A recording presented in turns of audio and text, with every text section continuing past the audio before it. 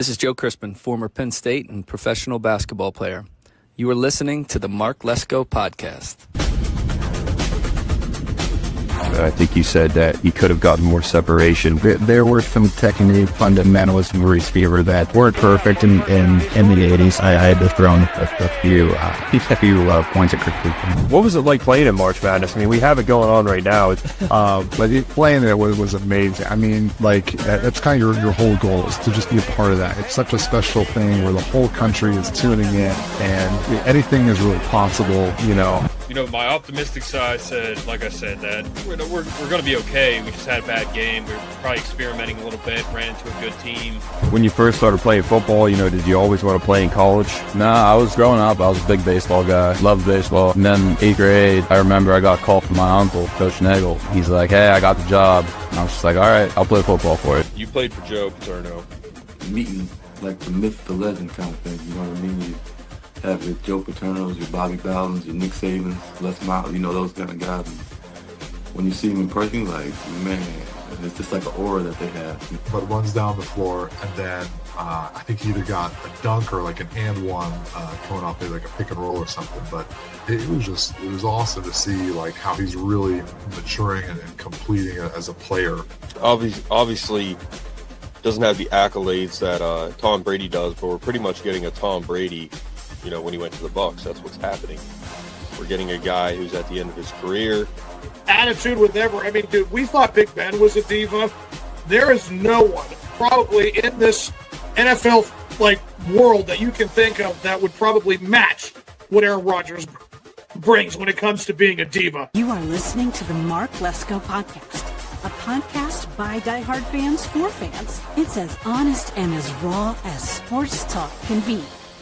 Thank you for listening to the Mark Lesko podcast. Hey, everybody, this is Greg Garrity. So Anthony Lottie will punt it away from the 41. Greg Garrity is the deep man for Penn State at the 10-yard line. Former Penn State receiver and 2016 Big Ten champion. You're listening to the best Penn State Nittany Lion podcast, the Mark Lesko podcast.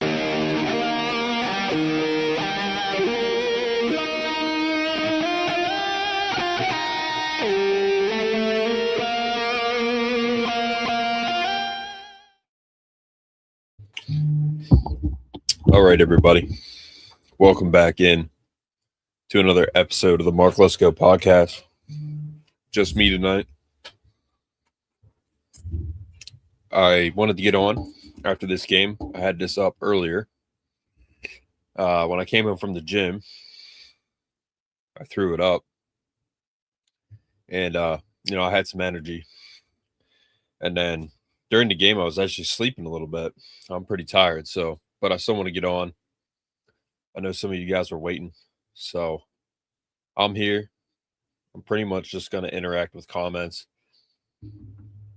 and talk about this game next year. Penn State is the only team this whole season, 16-0 Indiana, that came close to beating them. We were the lowest number lost to Indiana all year, 3 points. So thank you, Terry Smith, for being Terry Smith. Thank you, God, for Pat Kraft and firing Franklin. Thank you, God, for Matt Campbell. And thank you, God, we have a new regime next year. Yeah, that was a bit of a throwback, Thomas. I've made that a while ago. It's pretty timeless, so I'll probably play it more. But got Joe Crispin in there, Tyler, AJ, Greg, Kyler Cunningham. He's a coach now. So, well. 0 5-stars on the team, national champion. Uh-huh. Did you see what Saban said tonight? He basically said that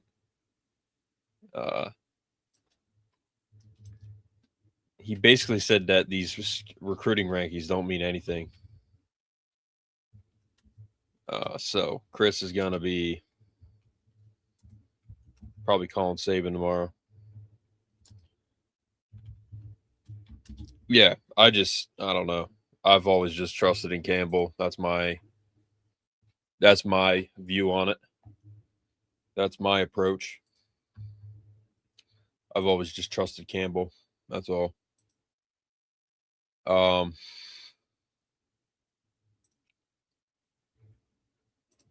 That's always been my view, is I trust Campbell. I don't care who they're getting. He's doing a good job. And I was in the gym tonight, like I just said, and I've never had a conversation with this person, but I'm standing at the water fountain and I feel this tap on my shoulder.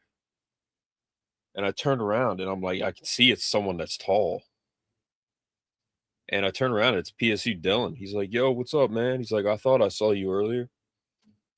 So we had like a 10-minute conversation, PSU Dylan and I. So he said that he's seen our stuff, and I told him to keep it up. I mean, he's a menace, man. Like he's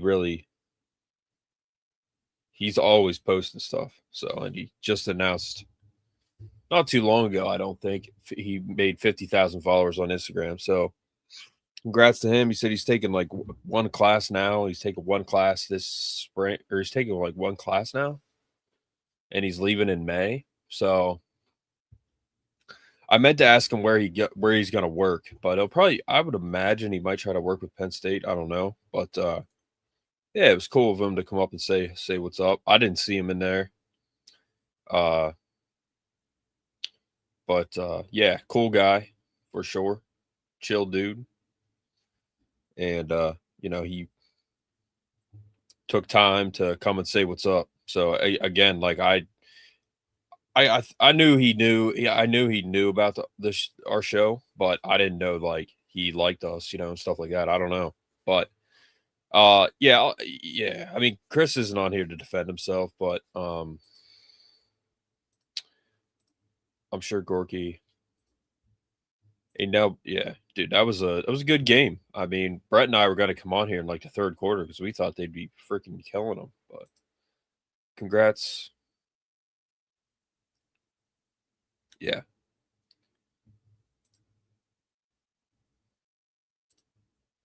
Yeah, I think I am, Fred. But yeah, guys, please like, share, subscribe. Help us get to 2,000 subs. We're at 1.3 right now. Or 1,300, technically, 1.3 thousand. You can support us monetarily if you would like. Super chat, memberships, thanks button. So appreciate all your support. Oh, absolutely. Well, Franklin would probably never be in that situation in the first place. He would have screwed that up way before that. But yeah, you're right. Virginia Tech is cooked. Even though Virginia Tech is a sexy school, they're cooked. So Miami loses. Indiana wins. I don't know if I already said that, but Indiana, a crazy season. I don't know if we'll ever see it again. They have a great coach, and that's really what it comes down to. They have a great coach. So Gus is back too. I guess I'm not alone. Gus is back again. Got the Indiana hat on. Good job, Gus. We know you're a Buckeye, and Buckeye fans have said that themselves because they're clowns. Got to wear an Indiana hat because they're the champions. So Gorky versus Saban going to be like Verbo. Yeah, dude.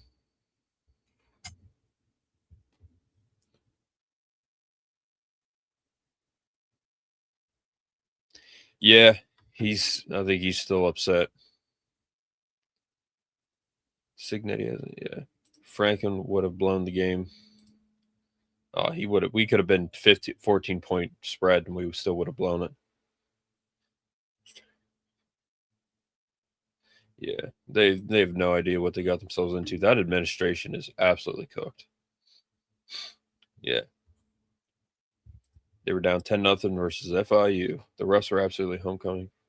Oh, absolutely. And that hit on Carson Beck, like, my God, that was so bad. The definition of targeting. I mean, holy crap. Like, it was so blatant. It was so blatant. Targeting, crown of the helmet, to the head, to the face, made him literally bleed. And like, it was just so, I don't know. It was just so obvious that was targeting, and they did not call it. It's crazy. I mean, that was shocking to me that they didn't call it. Yeah, I was literally, that guy should have been thrown out of the game. I mean, he literally crown a helmet to his chin. He was bleeding. I thought, I hope he didn't bite his tongue, because he was bleeding quite a bit. And if you bite your tongue hard enough, it will bleed a lot. So I was hoping he didn't bite his tongue, because if he bit his tongue, that would hurt a lot. So, they drew blood early, and they came back and still won. So they led the whole game, I think. But again, Penn State is the only team to lose to them by 3 points or less. We lost by 3 points. No other team lost to them by that. They lost by more. So pretty cool. That's the magic of Terry Smith. The whole game was.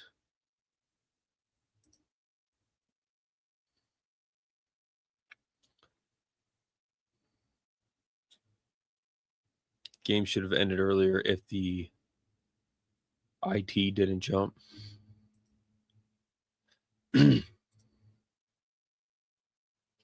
Yeah, there's a banner on PSU Sports Daily that says 2025 only lost to Indiana by 3.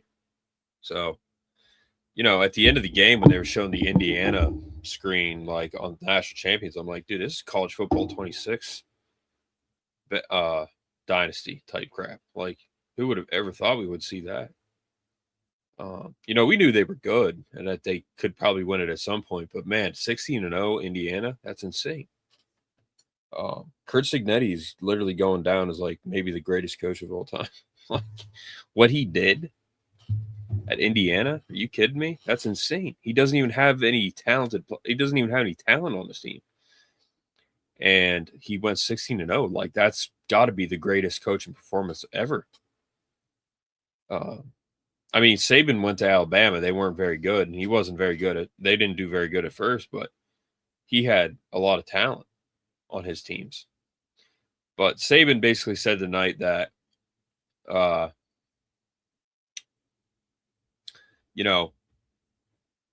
the star rankings pretty much mean nothing. Josh Jacobs, a 0-star. What did he say?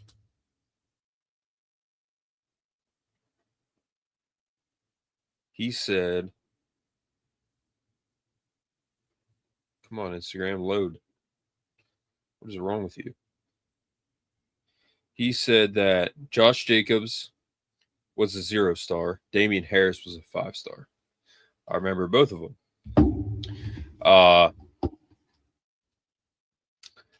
Josh Jacobs is still playing. Damian Harris is not. So,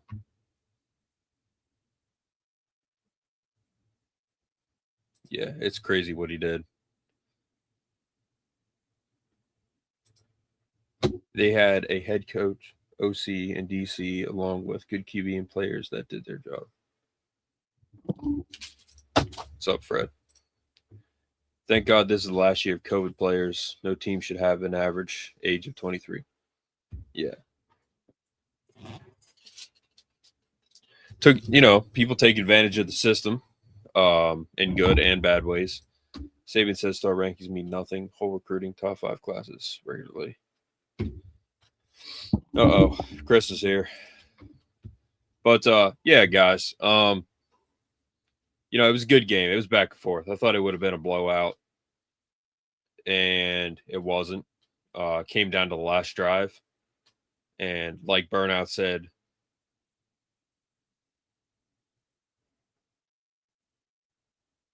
if the left tackle didn't jump, then probably would have ended early. Penn State has plenty of 4 and 5 stars. Has been never amounted to shit. Yeah, definitely.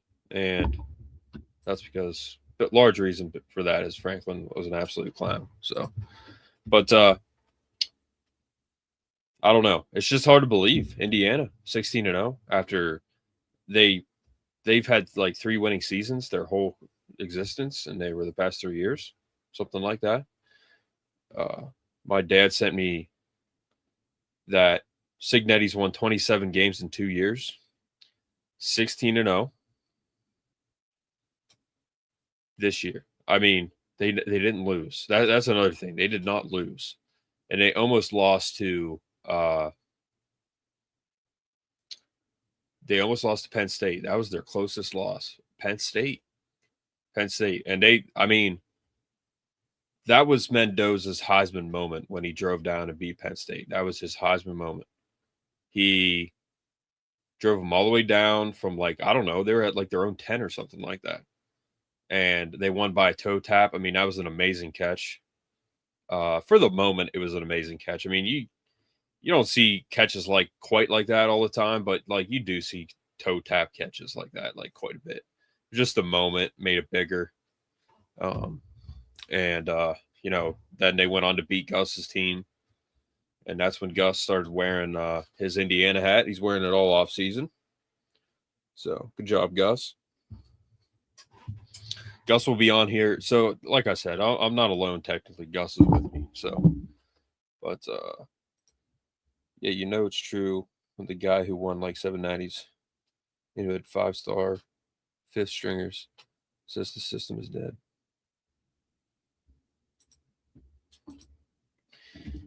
Yeah. I mean, like you said, he had a 0-star and Josh Jacobs had a 5-star and Damian Harris. It comes down to coaching. IU's toughest game of the season was against Terry Smith's Penn State team. Absolutely. Tyshawn. There's a funny meme of Tom Osborne calling Bobby Knight from the future to the past, telling Bobby Knight the world has gone mad because Nebraska football sucks and basketball is good. Yeah. Again, imagine waking up from a 4-month coma right now. Indiana won the national title. Mendoza won the Heisman. Penn State won 7-6. Clemson went 7-6. Ohio State was Notre Dame. They lost to the only 2 good teams they played all year, which we could have called that. But I was I was saying that. Ohio State fans thought I was crazy. But they know nothing about ball. So, and then Notre Dame, the only thing you would have predicted is that Notre Dame would lose to the only 2 teams that they played that were good, and then they sat out of a bowl game because they're a bunch of cowards. So, could have predicted that. But the last thing you did, you were looking at rankings, and then you went into a coma, and you just woke up. You're like, wow. And then Miami made it too. I would have never thought Miami would make it this year. But, another thing of what Saban said, Miami put a ton of money into this team. NIL, portal, and they just lost to a team that doesn't do that. So Miami was one of those teams that put a lot of money into their team. Same with Alabama, Ohio State. Lots and lots of money they put into their team. So it really does. It comes down to coaching, guys. It really does. It comes down to coaching. Jim Harbaugh, I don't know how much money they had for NIL and the portal and stuff like that when they won, but it comes down to coaching. I mean, that's my opinion. It comes down to good coaching, a good fit, a good scheme, and we'll see what Matt Campbell can do. But will this happen again? I mean, I can't predict the future, so I don't know. But no, probably not. I mean, what Indiana did is just, it's unbelievable. It really is. There's really no other words to describe it. It's unbelievable what they did. They have very little talent, if you will. Got a lot of guys from JMU. Got a lot of lower school guys on the team. Mendoza was a first-year transfer, and they go undefeated. I mean, that tells me one thing. Coaching is very important. Fit is very important. attitude is very important. That's way more important than dollars and talent. It's cool that we might be getting Keemon Spell. I'm happy about that. But at the same time, like, he's a young kid. He's a kind of a diva. I don't care how good he is. Like, if he's not a good teammate, I'm not saying he's not going to be, but if he's not a good teammate, if he's not a good fit for Penn State, then, it doesn't mean anything, the 5-star ranking. So the number one running back in the class, Nick Singleton was the number one in his class. Aller, there's countless stories of Penn State in particular. It's just like, man, who cares? I think Clifford, he was like a higher 4-star guy. Now, again, he had Franklin as a coach, but, he wasn't as good as he could have been. So, yeah. I would much rather have what a Matt Campbell's doing right now, bringing in guys that fit, big guys that can play ball, most likely, than someone who's just going to come in and drop a bunch of money and like Franklin did. I mean, now if you combine because Campbell's not just going to go out and drop money on guys just because they're 5 stars. He's going to go out and drop money on guys that fit. So Keemon Spell, does he fit? He'll probably drop some money on him. Guys like that. Khalil Taylor, is he a fit? He's going to go out and get guys like that. So I would much rather have a Matt Campbell who is bringing in guys that fit, that he can coach, that he's going to make better, because all these players are going to get better, rather than go out and just drop money and put a little flashy little roster together and then it doesn't mean anything. That's what Franklin did.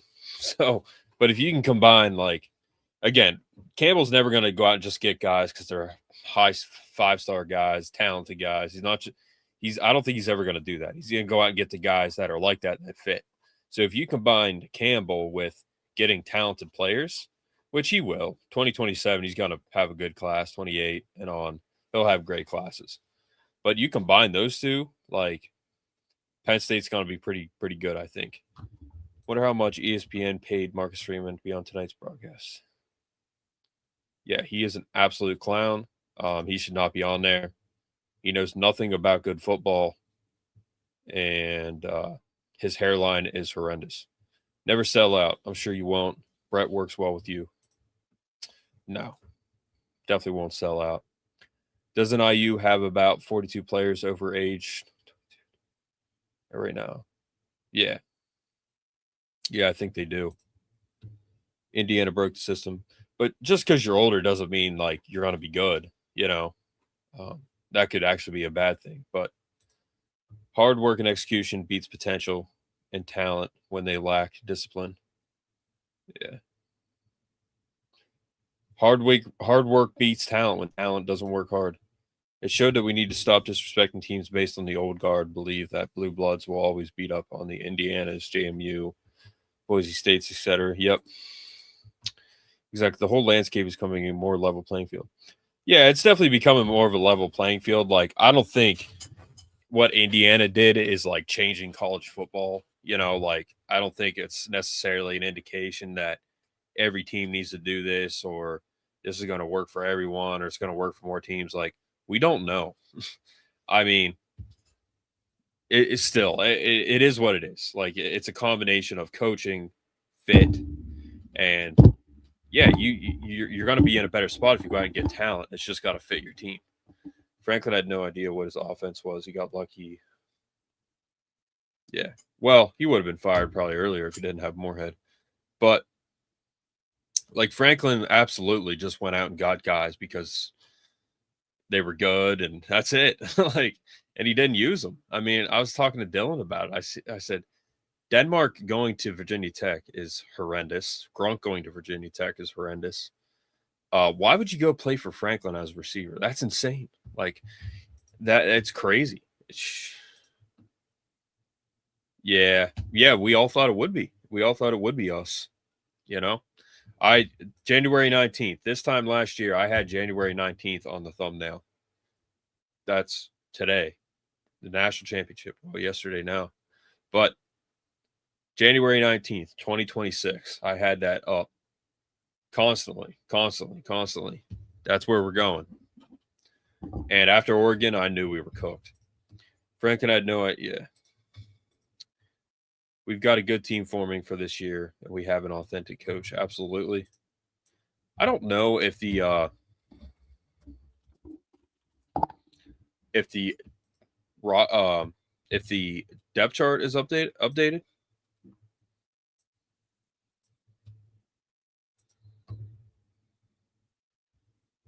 Yeah, looks like it is actually. Okay.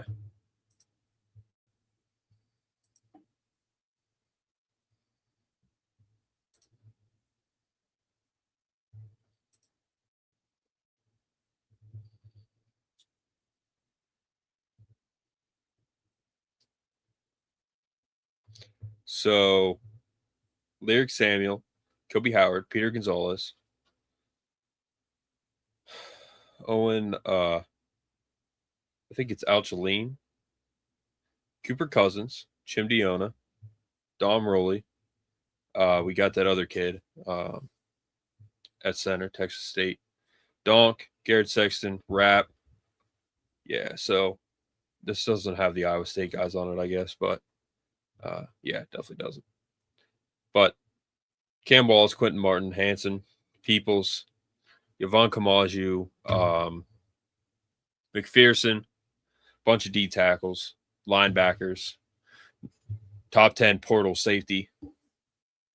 But we've got Alex Tash, Tony Rojas, Granville, Ty Blanding, Liam Andrews, Yvonne Kamaju, Jordan Mayer, DeAndre Cook, Darius Dixon, LeVar, Cam Smith, Vabu, Aldavian Collins, Jameer Joseph, and Zion Tracy. So that right there looks pretty good.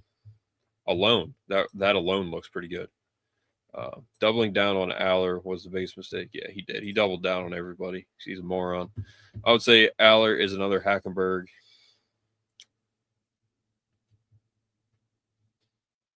Yep. Yeah, Penn State football would not be where it's at, truly, if it weren't for Christian Hackenberg. Hackenberg came in. He played for a terrible coach. He came here even though the guy that recruited him bailed. And, so I definitely give Hack more credit. I mean, Drew, again, I'm not a player basher. Drew absolutely put up with a lot. Played for a terrible coach. He could have left. He never did. Got the crap beat out of him every year. Faced so much adversity, and he still stayed. So I give him all the credit in the world. He's a mentally strong guy in terms of what he went through. Now, on the field, like from the neck up, just doesn't have it. He needs better coaching. Here's the facts about the star system. It doesn't update every year, just your high school years. Yeah. Indiana is just a well-coached team. People want to talk about age and all that crap, but this team was well-coached with a bunch of guys who played. Absolutely, James. James, it's always good to have you in, man. He's a day one OG. James Williams. Always gives good insight. Yeah, absolutely. Notice how Indiana's. Yep, they do, man. Yeah, he will. And yeah, they do. They have so much discipline, man. Like they play with so much discipline and just grit, tenacity. I mean, and they faced adversity tonight. For the first time in the playoffs, they've faced adversity. And this was, Miami played very well. They could have won. Yeah, Prabula went to Virginia. He went to the V instead of the VT. So good for you, Prabula. You have a brain. But yeah, they play with discipline. They just play well schemed football. Like they do. They're a great team. I mean, very well coached. I can't say that it won't happen again next year, even though they're going to have different guys because they're so well coached. So, I mean, who on this team is going to be like a high draft pick? Like Mendoza, who is good, but again, guys, every year they blow up quarterbacks. Every year in the draft, they blow up quarterbacks. I don't think Mendoza is a number one overall pick type of talent. But they're still going to take him number one, and he'll probably fizzle out. And I don't think he's going to win any Super Bowls. I don't know. We'll see. But Aller wasn't a fit to the scheme. Yeah, it didn't make any sense. Their offensive philosophy this year was one of the dumbest, most asinine, diabolical things I've ever seen in my life. Grown men were coaching these kids. They sucked. Kotelnicki was horrible. Made no logical sense what he did this year. He is a terrible coach. Rocco will have both his wide receivers. Yep.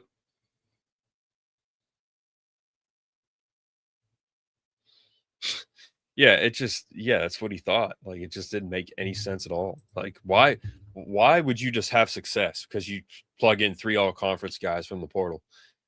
It didn't work, like, at all. Pena was the best one we had. You know, I mean, Kobe never played, but Pena was the best guy we had. And that's because he seems just like a solid person, good player, gritty, reminds me of Hines Ward. And they really didn't use him either. I mean, Terry completely reformed this team. Players can lock it. Yeah.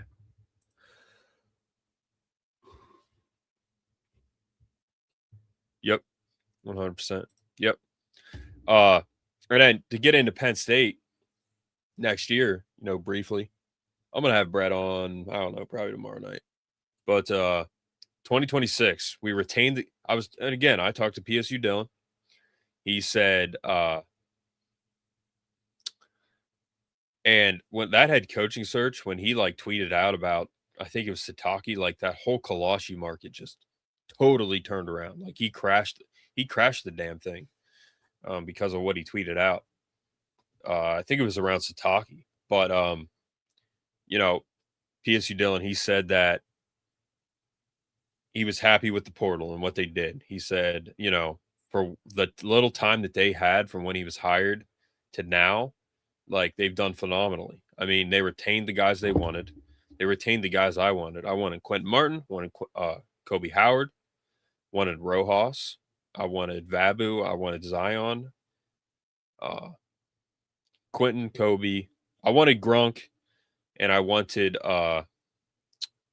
Chaz, and we got Yvonne back. And that's the thing, he said, it sucks that Gronk left. And I said, yeah, like he's going to VT now. And they got that other kid in there. So what's he going to do? Sit there and then start next year? Like, what's he going to do? I mean, if you're going to sit here. Like, I don't get it. But I don't know if he had some sort of deal with Fraudlin or what. But that was a dumb mistake. That was a dumb move, Gronk. That was a dumb move. You went to VT with that clown. Man. The biggest pro for our team next year is to avoid so many landmines in our 2026 schedule so we can make the playoffs. Yeah. Yep. We have a favorable schedule next year. So the guys they retained, the guys they brought in, I think our roster looks pretty good. We need more depth. We're going to need some more depth at defensive back. Linebacker, we're pretty good. Need some more depth at D end. Got plenty of DT. Receiver, we need like one more guy. Running back, we're good. I think O-line, we're good. A little more depth at O-line. But then QB, like, are we going to bring in a guy next year from the portal or something that could play over the young quarterbacks that we have behind Rocco? We'll see.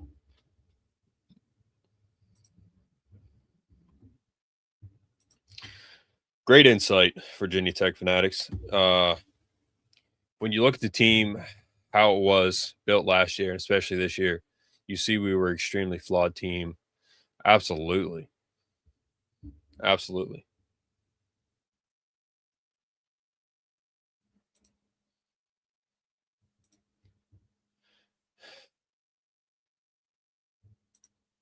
NEK's power spread offense really didn't have deep threat concepts, just mid and short RPOs. And yeah, dude, it was so bad.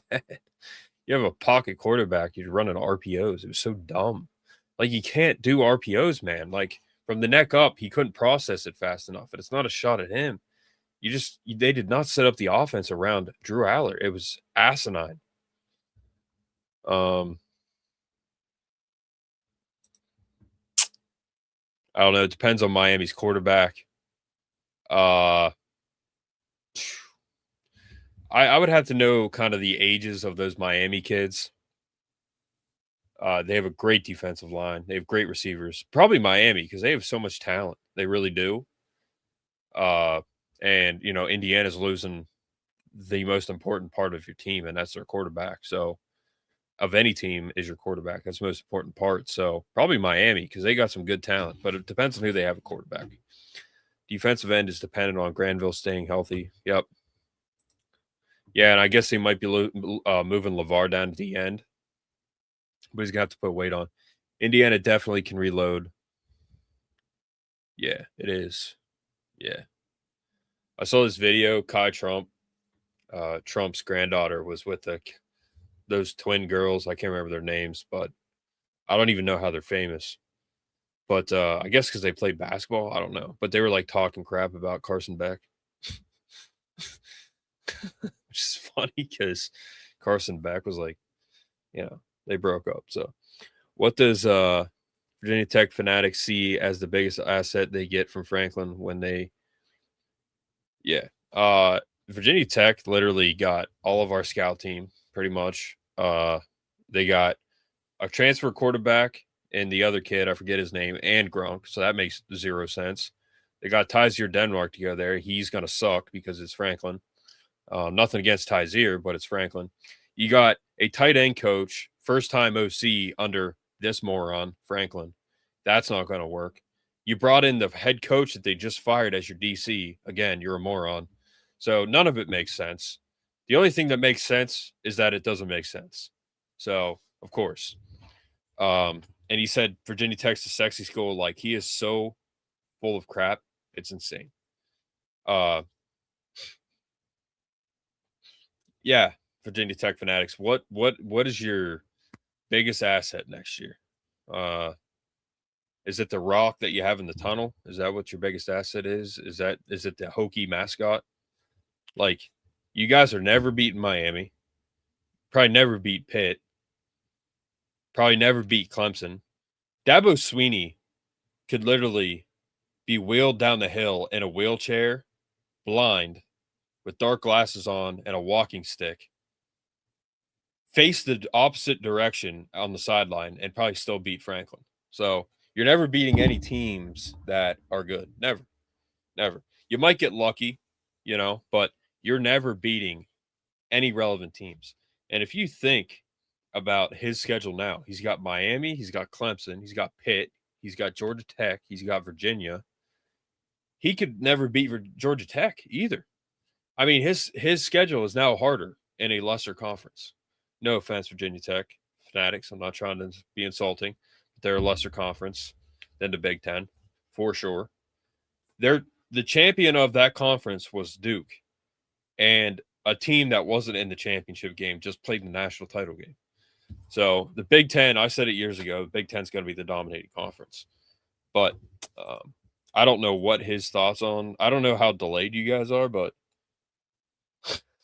what's your biggest asset, Virginia Tech fanatics? Thoughts on the upcoming 16-team playoff format? I think it sucks. I think the 16 team sucks. The 14 team sucks. The 24 team sucks. Make it 8. That's it. Top 8, top 12. If you want to make it real, like top 24, make it top 24. That's it. Top 14, top 12, top 10, top 8. That's it. Make it top. The top teams get in. That's it. Now, one thing you have to worry about is Notre Dame is always going to be ranked, so they get in because they're Notre Dame. That's one thing. You got to be careful with the rankings in a situation like that. But I think that the higher it goes, it sucks, man. It just sucks. Next year, the championship game is like January 25th. It's like a week before the Super Bowl. The end of January. Like, that is way too long. My God. You go from August 30th to damn near Valentine's Day. So that's crazy.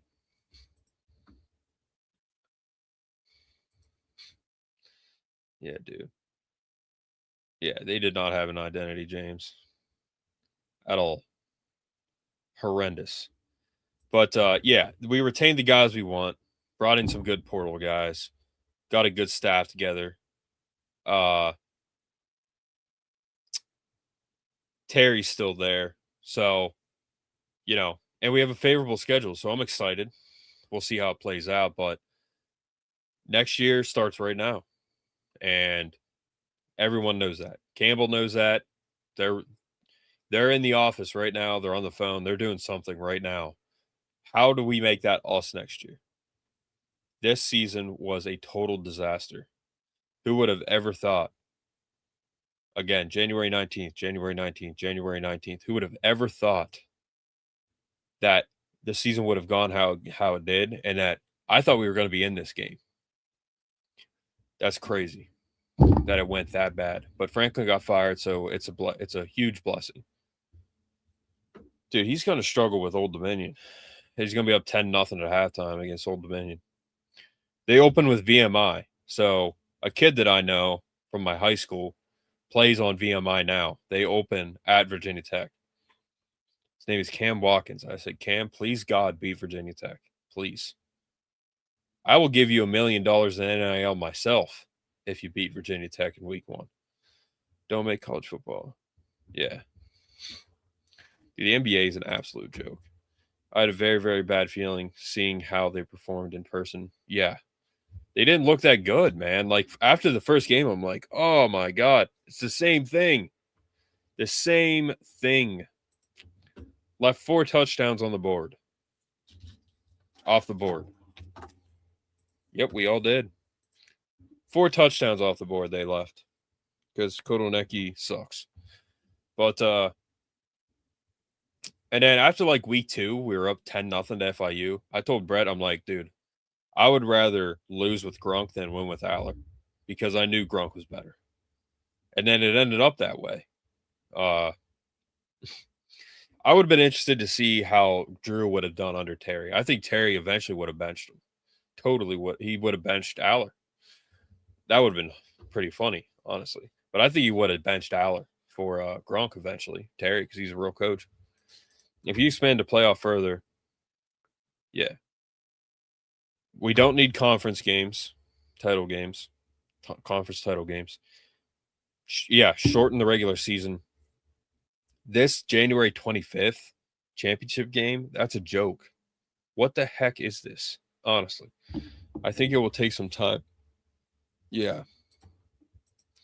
Yeah, we'll see how it is going forward. But, again, I don't think Indiana's an indicator that everyone can do that and will do that. But they proved a lot by winning. Like, you don't have to have all this talent to win. Clearly they just won. So it's possible. It's truly possible. Alabama, Clemson, Penn State, Ohio State, Michigan. So much money. Miami, Georgia, Texas Tech, Oregon. All this money didn't help them win a title. So, but Miami was definitely hanging out with Michael Irvin and Dan Lanning this whole week because they played lights out tonight. They were hitting hard, doing illegal things like Miami football always did. And they were just all over the field. I mean, Miami should get a lot of credit for what they did.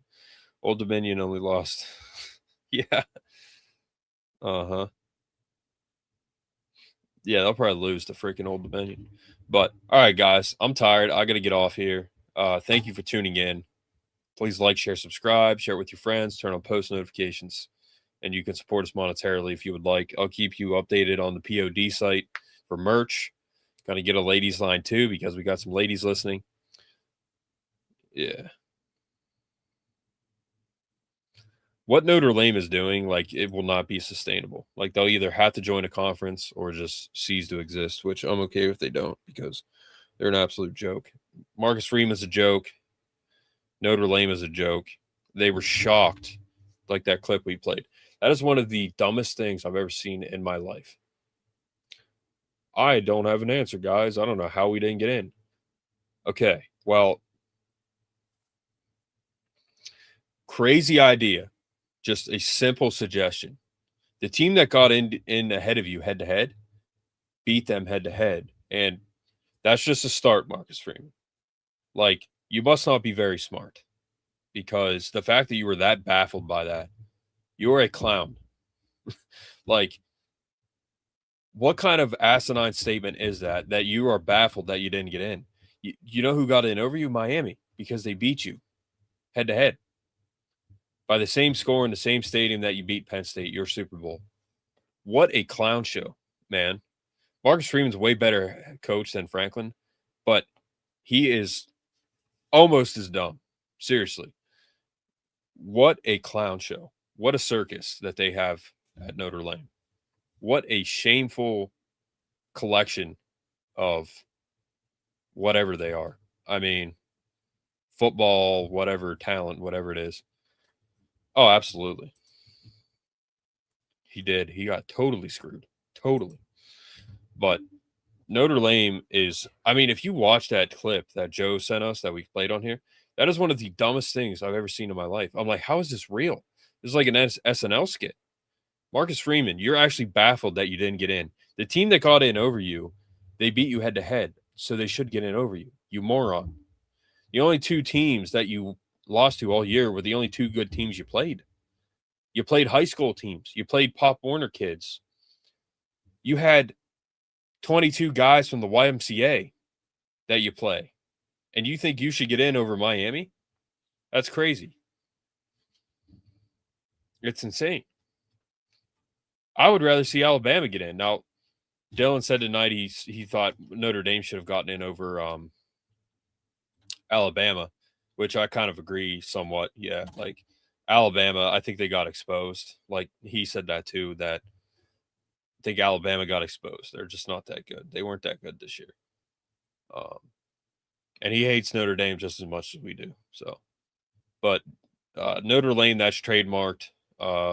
Brett came up with it, and it's his trademark. So the AP voters were all over. Yeah, they were. It's so funny. Every year, man. They're going to be like number 5 next year because they got Timu Derek Carr as their quarterback.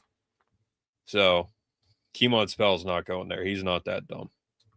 But all right, guys, have a good night. Thank you for tuning in. Comment below if I missed you. If I missed you, I'll get back to you. Thank you guys for coming on, though. Have a good night. Again, played the intro, a little bit of a throwback, but it's timeless. And we will see you guys probably tomorrow night.